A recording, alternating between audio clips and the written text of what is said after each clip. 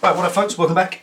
This is going to be part 18 of Project Bashblade. Going to put the final coat of paint on. This satin black, matte black stuff is going on like a dream. It's lovely. I'm going to put 6 heavy coats on today and let it float right out, and that will be it then. And then I can put the plastic dip over the top. Obviously any finished paint piece is as good as the underneath preparation. The devil's in the detail. There's no point in putting a coat of paint over it and then finding all the ripples are still showing, because they will be. So a little bit more block sanding. Got all the paper prepared. I'm going to go down from 320 where we were at the last time to 400, which I think is as fine as I need to go for this because I'm putting loads and loads of paint on. I'm going to block sand it out to get the last of the little ripples out. There's a couple of little sags underneath where I put so much on, and a couple of tiny ripples in the front. Really nothing much, but it's just going to be a case of flat that down, get it prepared, get it back in here, set it up, and then hopefully be able to get the final coats on. When they're on, it's time to stick the mesh on the inside, the gold mesh, and I'm not going to have the gold mesh showing, I don't think, I'm not sure, so I'm going to make a decision on that.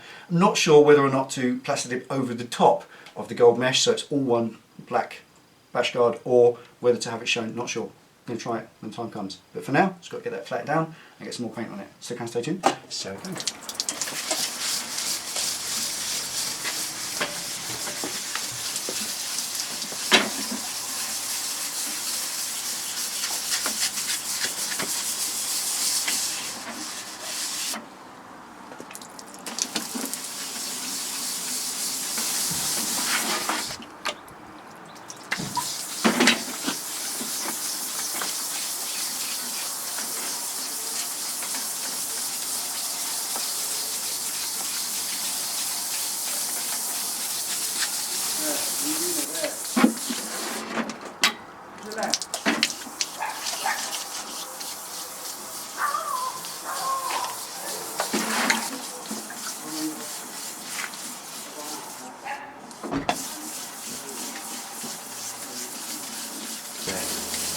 See the different colours? Little ripples there.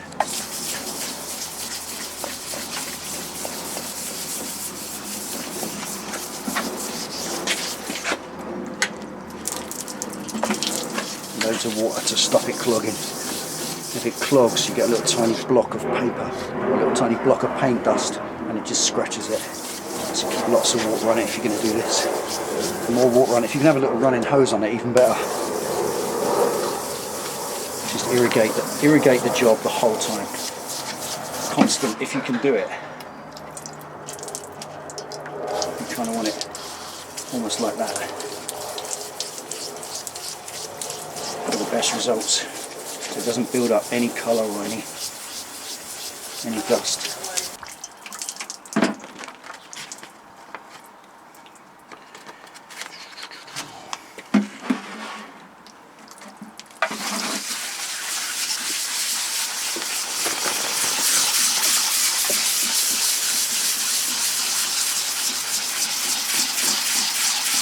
Blocking out a couple of little runs under there which will disappear quite nicely in a sec.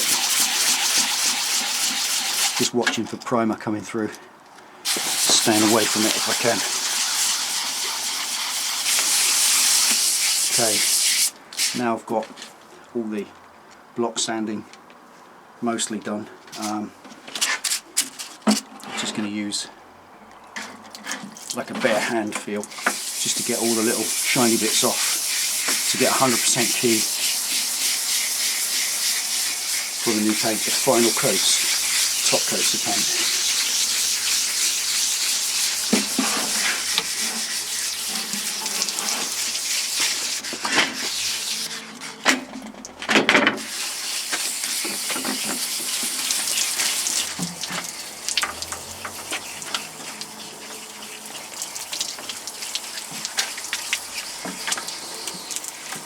Okay, it was finally there, all the sand off it.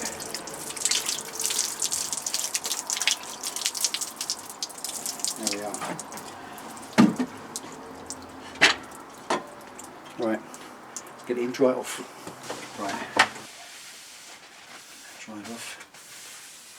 Get the worst off. Now, because the moisture would normally take a good couple of hours to dissipate, what I'm going to do with that is speed it up a little bit. The old trusty Vidal Sassoon. Every garage should have a knackered old hairdryer. And that will dry it off, get all the moisture out of the tiny little gaps.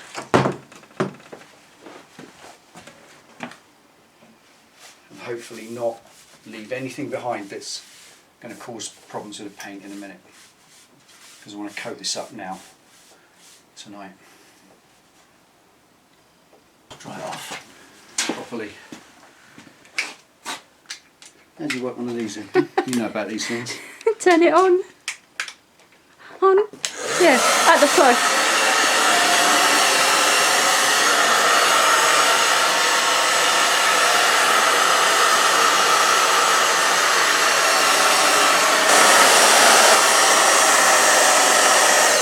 And there we are. That's about as flat a surface as it needs to be for paint. There's a little tiny imperfection just there, which I'm sure hopefully will be buried when we put the new paint on. Everything else is pretty much bang on. These little ripples around here are gone. The weld marks, the weld spots there are gone. All buried under about 6 or 8 coats of paint that are on it so far, and there's going to be 6 more, and that will be a nice thick heavy coat of paint. Once that's cured, I think any amount of plastic, rubber, latex, stick-on stuff will just come off without hurting it, because it'll be a good tough finish. Might even just leave it like it is. I kind of like it like that. And with so much paint on there, I can't see that much damage can be done to it, but we don't know. So anyway, let's get it set for paint.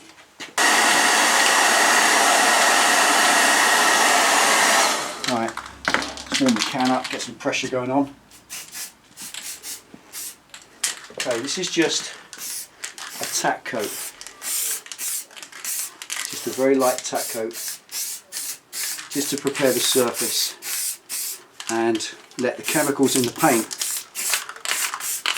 liquefy the stuff that's underneath and bond with it. Get to know it. And then we can do a proper coat in a minute. That's it. That's it. Don't let the tack coat fill. If you want to do any painting yourself, tack coat is all important. That's it. That's all it is. It looks quite grainy. It's like the idea of the tack coat is to just, as I said, set the chemical reaction between the existing paint underneath and this paint going off on fire, as it were. You've got the liquid bonding in, it's kind of melting its way in, and that's a good thing, because then that sets the first key ready for us to go. If you just whack a big heavy coat straight over that dry surface, what you'll get is fish eyes, little tiny areas where the fish just puddles away from it and leaves little pools, and you never fill them in. You just put 56 coats over it if you like till it's that thick. You'll still get a pip right the way down to that fish eye. So tack coat's all important. It stretches out the molecules and it lets everything grip nicely for the next one. So that's just a tack coat. You just leave it 5 minutes. So that flashes off and the thinners just evaporates a little bit and everything becomes nice and, like it says, tacky. First proper coat in a minute. Okay, first proper coat. You can see after just 5 minutes that's gone quite stippily and textured looking, but that's not a problem because we're going to float loads of paint over that. And that's now a proper coat ready for painting.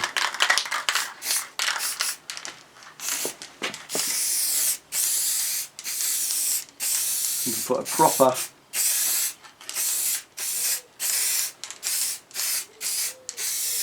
thick coat over this time and let it float out. Floating out just means putting enough paint on so that the liquid settles and spreads itself across the job, gives you a nice shiny finish. And that's just the sort of thing, if you've never done paint before, that's roughly what you're looking for. There you go. Once you get that liquid finish, leave it at that. You can keep piling it on. There you go. You get that lovely liquid finish. Just do one more pass on that. Rattle cans are always a little bit different. A proper compressor spray gun would be passing a great deal more material out of the nozzle, so you wouldn't put this much on by any means. But with rattle cans, there's just not much going on here, as in going on to the job. Looks like a mirror from here.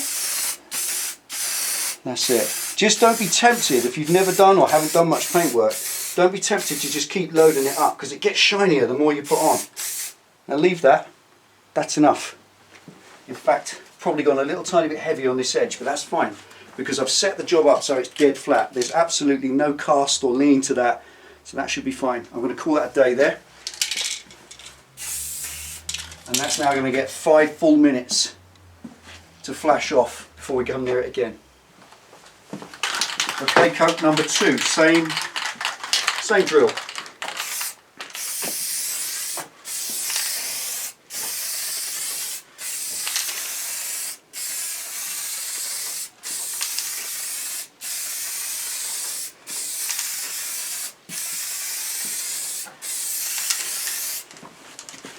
Come this side, my friend.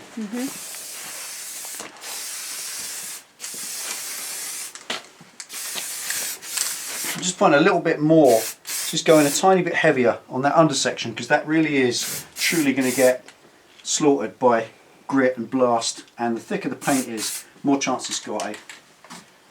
That's it, don't overdo it. That's number 2. Right, as the paint runs down in the container, I'm just adding a little bit of heat to increase the pressure and keep it nicely atomised for a good finish.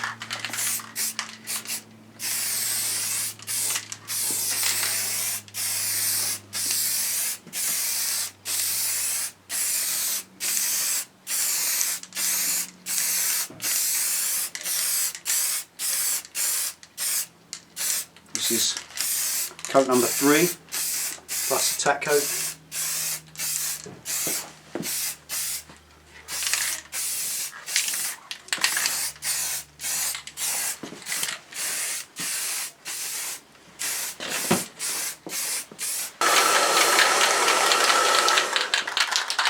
Right, next, number 4.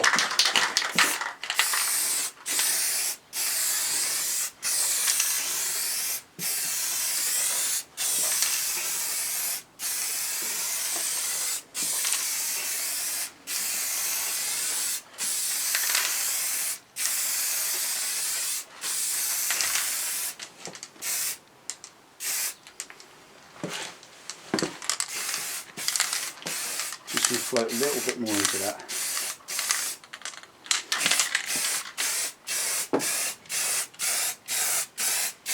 Kind of loading up 2 coats on that bottom lip for every coat on the front, almost, sort of, just to give it a robustness, durability for the future. Right, coat number 5.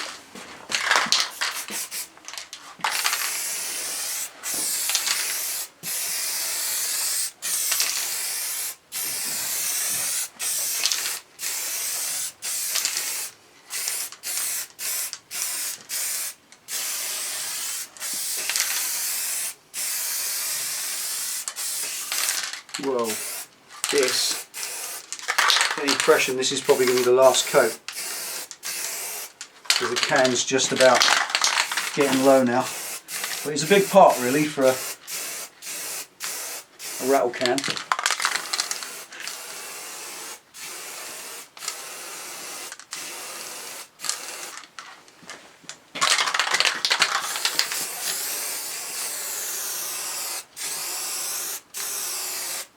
It's the last of the can now, you can feel it getting light. I'm just conscious not to spray the absolute last of the can on if you're doing this yourself in your own project, because rattle cans can bite you in the backside right at the last minute by just spitting the last little bit of paint out. There's a little bit more left. I've got a bit of usability left in that, and not much. Final coat on that bottom edge. And the sides.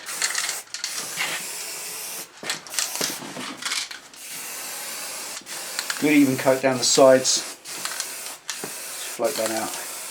That's a whole can. That's a whole can of that paint. Whole tin. I'm not going to use, there's a little bit more there.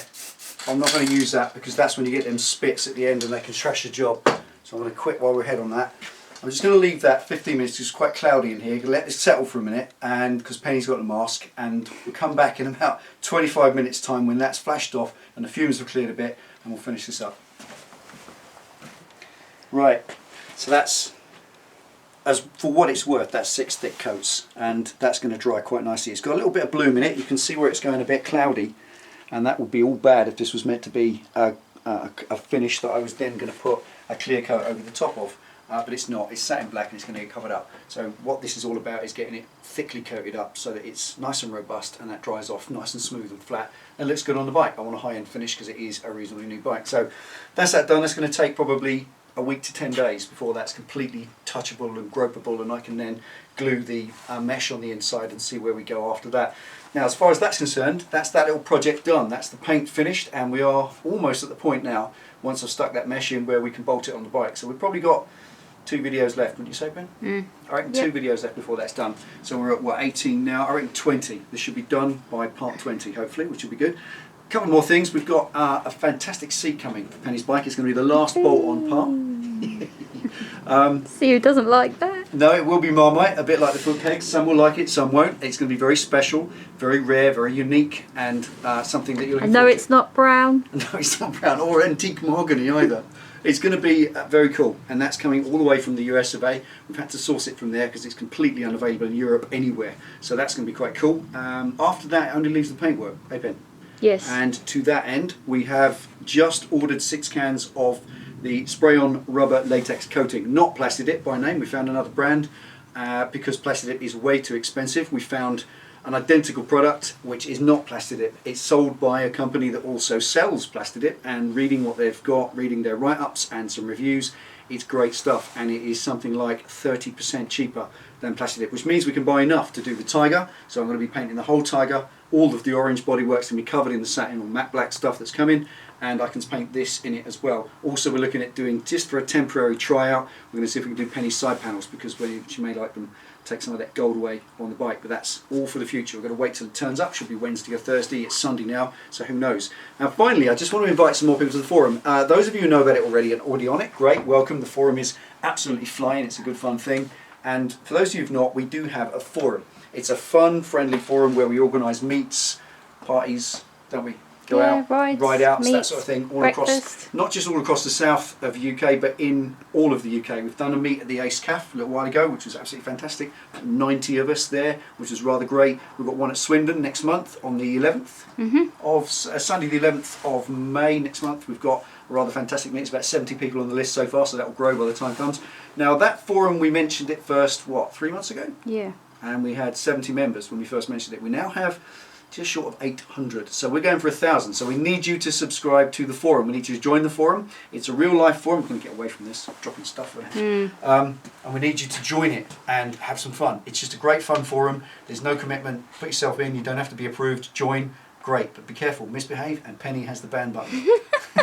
Yeah, I do. You got the wrath of the Penster if you misbehave. It's good fun. And we've had famous YouTubers turning up as well. We have. We've had very famous YouTubers turning up. Very famous McDonald's eating YouTubers who don't like to be on camera, do they? So it's going to be great. So if you can get yourselves on the forum, come along to the meets, because we'd love to meet you in person. This is just virtual, isn't it? The whole YouTube thing is just virtual, and that's not what we're about. What we're about is meeting people in the flesh. So we want to meet more of you. So let's see if we can make 1,000 subscribers on the forum. We're up to about just under short of 800. It wouldn't be difficult. So I'm going to put a link at the bottom. Get stuck in, join the forum. There's 2 administrators and 3 moderators at the moment. We're going to be growing the staff as time goes on, and it's all about you organising meets as well. The Idiot Collective is what it's all about. We are a huge worldwide collective. We have members in Thailand, in the US, in Canada, Australia, New Zealand, France, India, Idiot Collective.